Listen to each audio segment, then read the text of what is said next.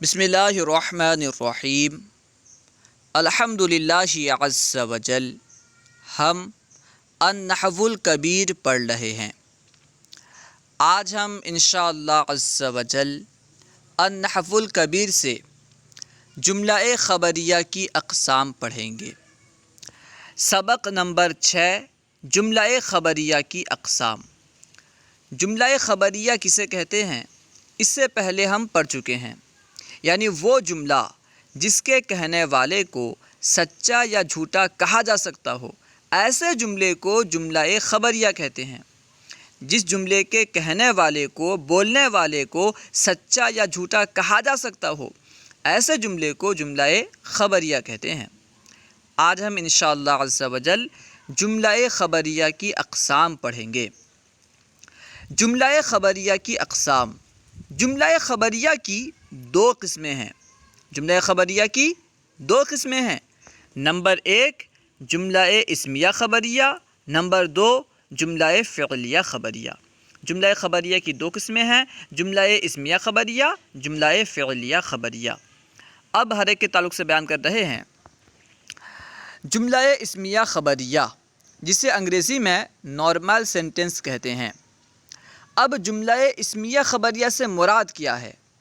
جملہ اسمیہ خبریہ کسے کہیں گے؟ بیان کر رہے ہیں، وہ جملہ جس کا پہلا جز اسم ہو۔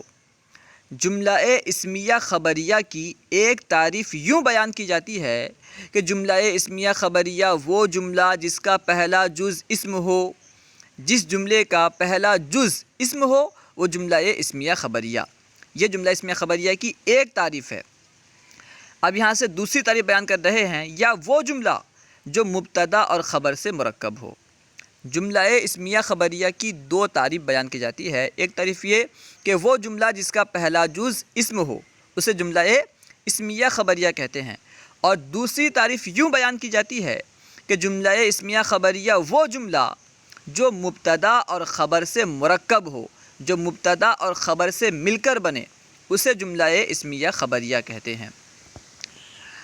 جیسے زید کاتب، تو یہاں پہ دیکھیے زید یہ جو ہے اسم ہے۔ زید ایک آدمی کا نام ہے، ایک شخص کا نام ہے، تو یہ اسم ہے، ناؤن ہے، ٹھیک ہے۔ تو کیونکہ زید کاتب یہ جو جملہ ہے، اس کا پہلا جز زید ہے جو کہ اسم ہے، اس لیے یہ جملہ اسمیہ خبریہ ہے۔ پہلی تعریف کے اعتبار سے زید کیونکہ اسم ہے، اس لیے یہ جملہ اسمیہ خبریہ۔ پہلی تعریف کیا بیان کی گئی؟ وہ جملہ جس کا پہلا جز اسم ہو۔ زید کاتب میں پہلا جز یعنی زید اسم ہے، تو زید کاتب جملہ اسمیہ ہوا۔ دوسری تعریف کے اعتبار سے کیونکہ یہ جملہ مبتدا اور خبر سے مرکب ہے، زید مبتدا ہے، کاتب اس کی خبر ہے، اس لیے یہ جملہ اسمیہ ہے۔ زید کاتب ہے، زید لکھنے والا ہے۔ یہاں پہ کاتب ہونے کو زید کے لیے ثابت کیا گیا ہے۔ کاتب ہونے کی خبر زید کے بارے میں دی گئی ہے کہ زید کاتب ہے۔ اب یہاں سے جملہ اسمیہ خبریہ کے اجزاء بیان کر رہے ہیں کہ جملہ اسمیہ خبریہ کن کن اجزاء سے مرکب ہوتا ہے، مل کر بنتا ہے۔ جملہ اسمیہ خبریہ کے اجزاء۔ تعریف سے معلوم ہوا کہ جملہ اسمیہ خبریہ دو اجزاء پر مشتمل ہوتا ہے۔ تعریف میں بیان کی گئی، دوسری تعریف میں کہ جملہ اسمیہ خبریہ وہ جملہ جو مبتدا اور خبر سے مرکب ہو۔ تو اس تعریف سے یہ بات معلوم ہوئی کہ جملہ اسمیہ خبریہ کے دو اجزاء ہوتے ہیں۔ جملہ اسمیہ خبریہ دو اجزاء پر مشتمل ہوتا ہے۔ نمبر 1 مبتدا جسے سبجیکٹ کہتے ہیں، نمبر 2 خبر جسے پریڈکیٹ کہتے ہیں، ٹھیک ہے۔ جملہ اسمیہ خبریہ دو اجزاء پر مشتمل ہوتا ہے۔ جملہ اسمیہ خبریہ کے دو اجزاء ہوتے ہیں، نمبر 1 مبتدا جسے سبجیکٹ کہتے ہیں، نمبر 2 خبر جسے پریڈکیٹ کہتے ہیں، ٹھیک ہے۔ اب ہر ایک کے تعلق سے بیان کر رہے ہیں کہ مبتدا کسے کہتے ہیں، خبر کسے کہتے ہیں۔ مبتدا جملہ اسمیہ خبریہ کے پہلے جز کو کہتے ہیں۔ مبتدا کی بھی دو طرح تعریف بیان کی جاتی ہے۔ ایک یہی ہے جو بیان کیا گیا کہ مبتدا جملہ اسمیہ خبریہ کے پہلے جز کو کہتے ہیں، جملہ اسمیہ خبریہ کا جو پہلا جز ہوتا ہے اسے مبتدا کہتے ہیں۔ یہ مبتدا کی ایک تعریف ہو گئی۔ یا جملہ اسمیہ کے اس جز کا نام ہے جس کے مدلول کے بارے میں کوئی خبر بیان کی گئی ہو۔ دوسری تعریف کیا ہے؟ مبتدا کی یہاں سے دوسری تعریف بیان کر رہے ہیں۔ یا جملہ اسمیہ کے اس جز کا نام ہے، یعنی مبتدا جملہ اسمیہ کے اس جز کا نام ہے جس کے مدلول کے بارے میں کوئی خبر بیان کی گئی ہو۔ اب مثال دیکھیں انشاءاللہ عز و جل بات واضح ہو جائے گی۔ جیسے زید کاتب، زید کاتب ہے، زید لکھنے والا ہے۔ تو پہلی تعریف کے اعتبار سے زید مبتدا ہے۔ کیوں؟ کیونکہ یہ جملہ اسمیہ خبریہ کا پہلا جز ہے، اور جملہ اسمیہ خبریہ کے پہلے جز کو مبتدا کہتے ہیں، اس لیے زید مبتدا ہوا۔ اب دوسری تعریف کیا ہے کہ جملہ اسمیہ کے اس جز کا نام مبتدا ہے جس کے مدلول کے بارے میں کوئی خبر دی گئی ہو۔ اب دیکھیں یہاں پہ زید جو ہے یہ اسم ہے، ٹھیک ہے۔ اب لفظ زید کس پر دلالت کر رہا ہے؟ ذات زید پر، جس کا نام زید ہے، لفظ زید اس پر دلالت کر رہا ہے۔ یہاں پر دیکھیے کہ کاتب ہونے کی خبر زید کے بارے میں دی گئی ہے، یعنی لفظ زید کے بارے میں خبر نہیں دی گئی کہ لفظ زید کاتب ہے، بلکہ لفظ زید جس شخص پر دلالت کر رہا ہے اس کے بارے میں خبر دی گئی ہے کہ زید کاتب ہے۔ لفظ زید کی خبر نہیں دی گئی، بلکہ مدلول زید، لفظ زید کا جو مدلول ہے، لفظ زید جس پر دلالت کر رہا ہے اس کے بارے میں خبر دی گئی ہے، ٹھیک ہے۔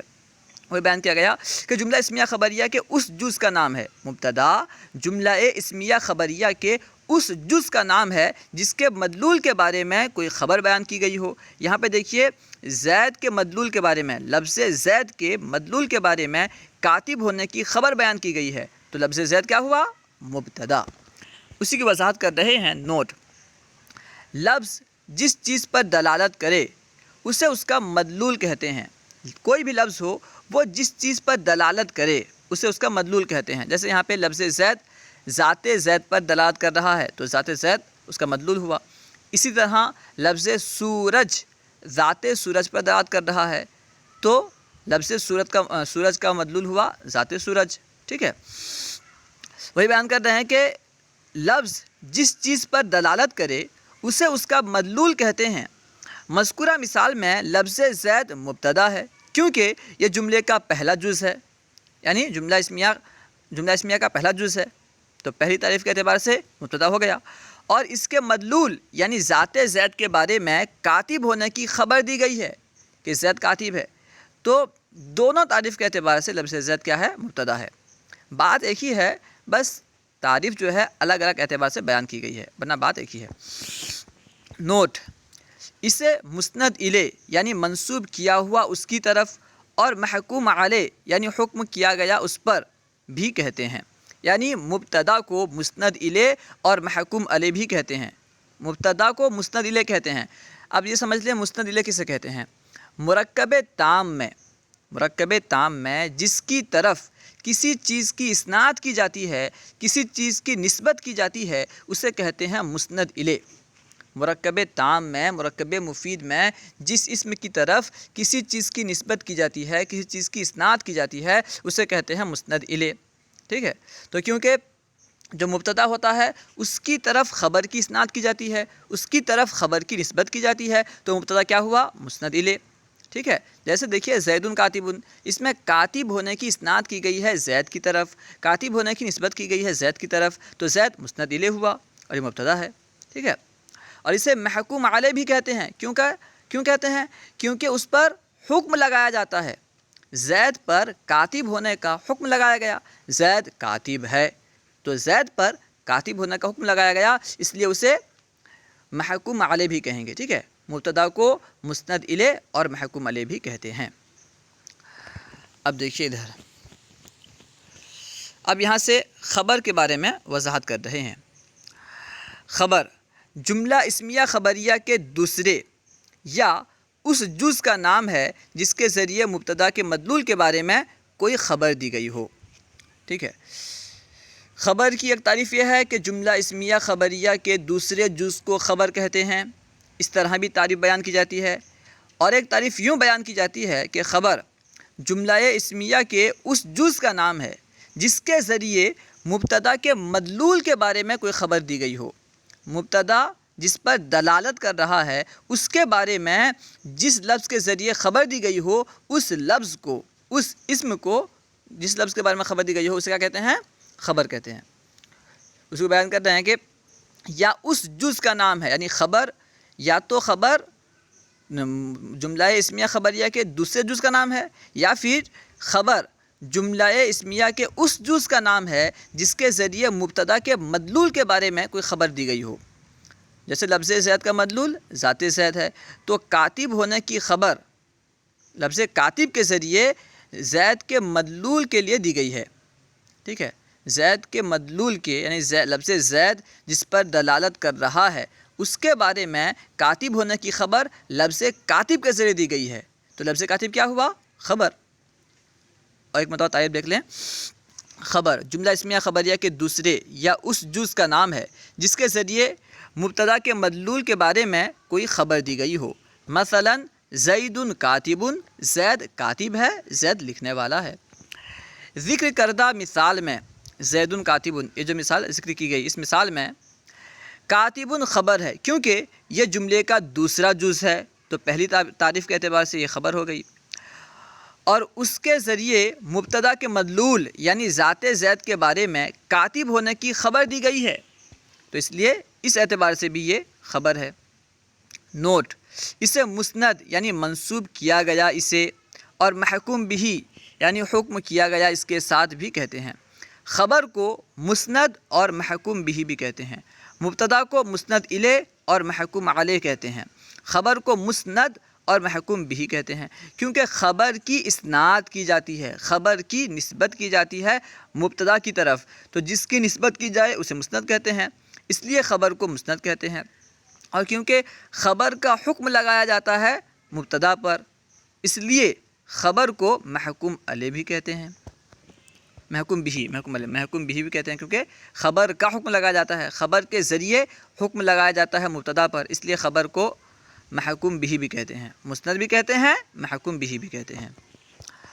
اب یہاں سے جملہ خبریہ کی دوسری قسم کو بیان کر رہے ہیں۔ جملہ خبریہ کی دو قسمیں ہیں، جملہ اسمیہ خبریہ، جملہ فعلیہ خبریہ۔ یہاں تک جملہ اسمیہ خبریہ کی بات ہو رہی تھی، اب یہاں سے جملہ فعلیہ خبریہ کے تعلق سے بیان کر رہے ہیں۔ جملہ فعلیہ خبریہ یعنی وربل سینٹنس، وہ جملہ جس کا پہلا جز فعل ہو۔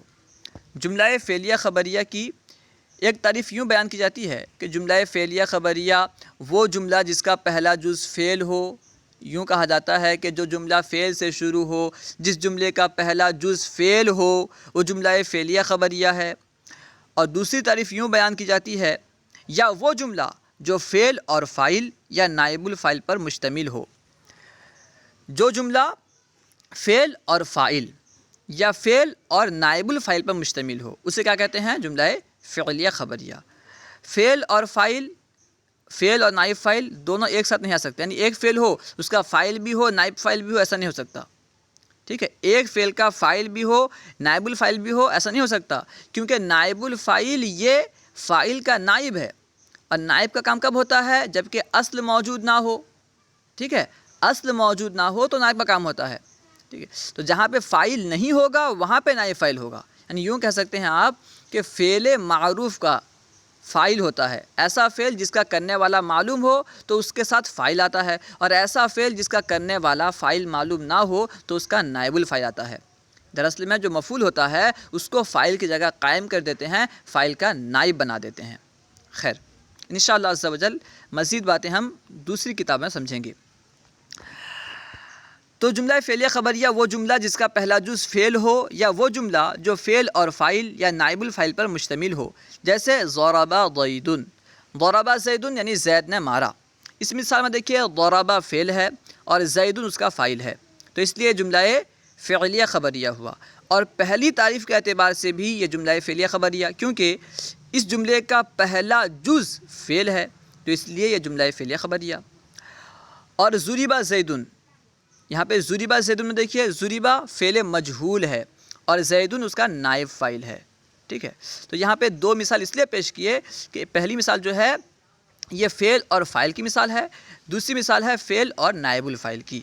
ٹھیک ہے، یعنی پہلی مثال جو ہے فعل معروف کی مثال ہے، دوسری مثال جو ہے فعل مجہول کی مثال ہے. زید مارا گیا. اب کس نے مارا یہ معلوم نہیں. ضرب زید، زید مارا گیا. کس نے مارا، مارنے والا ہے کون یہ معلوم نہیں. نوٹ: فعل معروف کے بعد فاعل اور فعل مجہول کے بعد نائب الفاعل آتا ہے. فعل معروف اور فعل مجہول نہ معلوم ہو تو آپ نصاب الصرف پڑھیں. ٹھیک ہے، انشاءاللہ عز و جل آپ کو معلوم ہو جائے گا. فعل معروف یعنی وہ فعل جس کا کرنے والا معلوم ہو، جس کا فاعل معلوم ہو، اسے کہتے ہیں فعل معروف. ٹھیک ہے، اور فعل مجہول وہ فعل جس کا کرنے والا معلوم نہ ہو، جس کا فاعل معلوم نہ ہو، اسے فعل مجہول کہتے ہیں. یہ آسان تعریف ہے. اب دیکھیں یہاں پر جملہ فعلیہ خبریہ کے اجزاء بیان کر رہے ہیں کہ جملہ فعلیہ خبریہ کن کن اجزاء سے مل کر بنتا ہے. جملہ فعلیہ خبریہ کے اجزاء. تعریف سے معلوم ہو گیا کہ اس کے دو اجزاء ہیں. تعریف کیا بیان کی گئی کہ جملہ فعلیہ خبریہ وہ جملہ جو فعل اور فاعل یا نائب الفاعل سے مل کر بنے. ٹھیک ہے، تو اس تعریف سے معلوم ہو گیا کہ اس کے دو اجزاء ہوتے ہیں. جملہ فعلیہ خبریہ کے دو اجزاء ہوتے ہیں. نمبر ایک فعل، نمبر دو فاعل یا نائب الفاعل. نمبر ایک میں فعل، نمبر دو میں یا تو فاعل ہوگا یا نائب الفاعل ہوگا. اگر فاعل ہوگا تو نائب الفاعل نہیں ہوگا، اگر نائب الفاعل ہوگا تو فاعل نہیں ہوگا. دونوں میں سے کوئی ایک ہوگا. یعنی ایک جملے میں فعل اور فاعل کا ہونا تو ضروری ہے. ٹھیک ہے، فعل اور فاعل ہو یا فعل یا نائب الفاعل ہو. فعل ہو، اگر فعل معروف ہے تو فاعل ہوگا، فاعل کا ہونا ضروری. اور اگر فعل معروف نہ ہو، فعل مجہول ہو تو پھر نائب الفاعل کا ہونا ضروری. فعل کو مسند اور فاعل و نائب الفاعل کو مسند یہ بھی کہتے ہیں کیونکہ فعل کی اسناد کی جاتی ہے، فعل کو منسوب کیا جاتا ہے، فعل کی نسبت کی جاتی ہے فاعل کی طرف یا نائب الفاعل کی طرف. تو فعل ہوا مسند کیونکہ اس کی اسناد کی گئی، اور نائب الفاعل یا فاعل مسند الیہ کیونکہ ان کی طرف اسناد کی گئی. جیسے مثال دیکھیے، جو اوپر مثال بیان کی گئی، ضرب زید، زید نے مارا. تو یہاں پہ مارنے کی نسبت کی گئی ہے زید کی طرف. کس نے مارا؟ زید نے مارا. تو کیونکہ مارنے کی نسبت کی گئی ہے، ضربہ کی نسبت کی گئی ہے، تو ضربہ کیا ہو گیا؟ مسند. کس کی طرف کی گئی ہے؟ زید کی طرف جو کہ فاعل ہے. تو زید کیا ہوا؟ مسند الیہ. اس کو بیان کیا کہ فعل کو مسند اور فاعل و نائب الفاعل کو مسند الیہ بھی کہتے ہیں. اب یہاں سے مشق دے رہے ہیں، آئیے ہم حل کرنے کی کوشش کرتے ہیں. مشق: درج ذیل مثالوں سے جملہ اسمیہ اور جملہ فعلیہ کو جدا جدا کیجیے. یہاں پہ چند مثالیں بیان کر رہے ہیں. ان میں جملہ اسمیہ اور جملہ فعلیہ دونوں مل کر کے ہیں. اس میں یہ غور کرنا ہے کہ کون جملہ اسمیہ ہے اور کون جملہ فعلیہ ہے. ٹھیک ہے، کون سا جملہ جملہ اسمیہ ہے اور کون سا جملہ جملہ فعلیہ ہے. نمبر ایک میں ہے الطیارۃ علی الارض، یعنی طیارہ زمین پر ہے، ایروپلین زمین پر ہے. ٹھیک ہے، ہوائی جہاز زمین پر ہے. تو یہاں پہ دیکھیے کیونکہ اس جملے کا پہلا جز اسم ہے اس لیے یہ جملہ اسمیہ ہے. نمبر دو میں ہے زید یمشی علی السقف، زید چھت پر چل رہا ہے. اس مثال میں بھی دیکھیے پہلا جز اسم ہے. اس جملے کا پہلا جز کیونکہ اسم ہے، زید ہے جو کہ اسم ہے، اس لیے یہ بھی جملہ اسمیہ.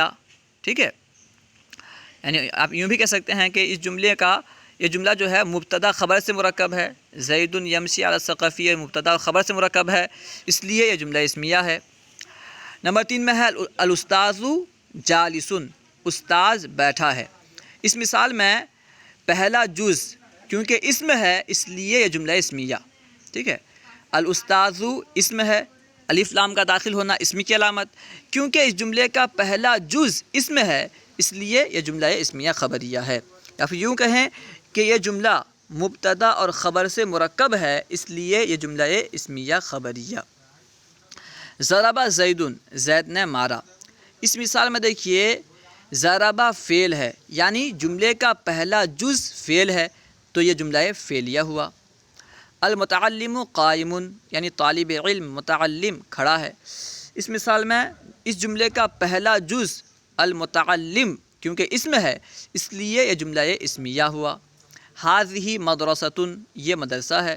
اس مثال میں اس جملے کا جو پہلا جز ہے ہاذہ یہ اسم ہے اس لیے یہ بھی جملہ اسمیہ ہوا. اب دیکھیے یہاں پہ کتب خالد، کتبہ کا معنی لکھا خالد یعنی خالد. کتب خالد، خالد نے لکھا. اس مثال میں کیونکہ کتبہ فعل ہے، یعنی جملے کا پہلا جز فعل ہے، اس لیے یہ جملہ فعلیہ ہوا۔ ہوا یوسف، وہ یوسف ہے، اس جملے کا پہلا جز کیونکہ اسم ہے، ہوا اسم ہے، اس لیے جملہ اسمیہ ہوا۔ المریض نائم، بیمار سویا ہے، اس جملے کا پہلا جز المریض کیونکہ اسم ہے، اس لیے یہ بھی جملہ اسمیہ ہوا۔ کتاب الصرف سہل، صرف کی کتاب آسان ہے، اس مثال میں کیونکہ کتاب الصرف یعنی جملے کا پہلا جز اسم ہے، اس لیے یہ جملہ اسمیہ خبریہ ہوا۔ یا پھر یوں کہیں کیونکہ یہ جملہ مبتدا اور خبر سے مرکب ہے، اس لیے یہ جملہ اسمیہ خبریہ۔ اس کے بعد ہے فُہِمَ التِّلْمِیذُ، یعنی طالب علم کو سمجھایا گیا، اس مثال میں کیونکہ پہلا جز فعل ہے، اس لیے یہ جملہ فعلیہ خبریہ۔ اکلا زاہد، زاہد نے کھایا، اس مثال میں کیونکہ پہلا جز فعل ہے، اکلا فعل ہے، اس لیے یہ جملہ فعلیہ خبریہ۔ کل الطعام، تو کھانا کھا، اس مثال میں کیونکہ پہلا جز کل فعل ہے، تو کھانا کھا، کل یہ فعل امر ہے، ٹھیک ہے، تو کیونکہ اس جملے کا پہلا جز فعل ہے، اس لیے جملہ فعلیہ ہے، لیکن خبریہ نہیں۔ جملہ فعلیہ تو ہے، خبریہ نہیں ہے، کیونکہ یہاں پہ اس کے کہنے والے کو ہم سچا یا جھوٹا نہیں کہہ سکتے۔ اگر آپ سے کوئی کہے تو کھانا کھا، تو کیا آپ کہہ سکتے ہیں کہ تو نے سچ کہا، تو نے جھوٹ کہا؟ نہیں کہہ سکتے نا، کیونکہ یہ امر ہے، اور امر جو ہے یہ انشاء کی قسم میں سے ہے، یہ تو یہ جملہ انشائیہ، جملہ فعلیہ انشائیہ ہوا، ٹھیک ہے۔ ھذا کتاب الابی، یہ والد صاحب کی کتاب ہے، باپ کی کتاب ہے، تو یہاں پہ کیونکہ اس جملے کا پہلا جز ھذا اسم ہے، اس لیے یہ جملہ اسمیہ خبریہ۔ خرج بکر، بکر نکلا، تو یہ جملہ کیونکہ فعل سے شروع ہو رہا ہے، اس جملے کا پہلا جز فعل ہے، خرج فعل ہے، اس لیے یہ جملہ فعلیہ خبریہ۔ النساء مسلمات، عورتیں مسلمان ہیں، کیونکہ اس جملے کا پہلا جز یعنی النساء اسم ہے، اس لیے یہ جملہ اسمیہ۔ وعظ الامام، امام نے وعظ کیا، نصیحت کی، اس مثال میں اس جملے کا جو پہلا جز ہے وعظ، یہ فعل ہے، اس لیے یہ جملہ فعلیہ خبریہ۔ الحمدللہ، تمام تعریفیں اللہ کے لیے، اس جملے کا پہلا جز کیونکہ اسم ہے، اس لیے جملہ اسمیہ خبریہ۔ انا مؤمن، میں مومن ہوں، کیونکہ اس جملے کا پہلا جز انا اسم ہے، اس لیے یہ بھی جملہ اسمیہ خبریہ۔ نصر اللہ، اللہ نے مدد کی، اس جملے کا پہلا جز نصرہ کیونکہ فعل ہے، اس لیے جملہ فعلیہ خبریہ۔ فتح الباب، دروازہ کھولا گیا، کیونکہ اس جملے کا پہلا جز فتح فعل ہے، اس لیے یہ جملہ فعلیہ خبریہ۔ الشمس طلعت، سورج طلوع ہوا، سورج نکلا، کیونکہ اس جملے کا پہلا جز یعنی الشمس اسم ہے، اس لیے یہ جملہ اسمیہ خبریہ۔ المکتوب کتبہ، مکتوب لکھا گیا، یعنی رسالہ لکھا گیا، مکتوب لکھا گیا، مکتوب کہتے ہیں جو جسے لکھا جائے اسے کہتے ہیں مکتوب، مکتوب کو آپ خط بھی کہہ سکتے ہیں، خط لکھا گیا۔ المکتوب کتبہ، مکتوب لکھا گیا، خط لکھا گیا، تو اس مثال میں اس جملے کا جو پہلا جز ہے المکتوب کیونکہ یہ اسم ہے، اس لیے یہ جملہ اسمیہ خبریہ۔ دخل عمر فی الدار، عمر گھر میں داخل ہوا، اس میں جو ہے پہلا جز دخلا یہ فعل ہے، کیونکہ اس جملے کا پہلا جز فعل ہے، اس لیے یہ جملہ فعلیہ خبریہ ہوا۔ امید ہے کہ پوری بات سمجھ میں آ گئی ہوگی۔ اگر کوئی بات سمجھ میں نہ آئی ہو یا درسیات کے متعلق کوئی سوال کرنا چاہتے ہوں تو کمنٹ باکس میں سوال کریں، یا فیضان درس نظامی واٹس ایپ گروپ میں ایڈ ہو کر اس میں سوال کریں، انشاءاللہ عز و جل ممکنہ صورت میں جواب دیا جائے گا۔ السلام علیکم ورحمۃ اللہ وبرکاتہ۔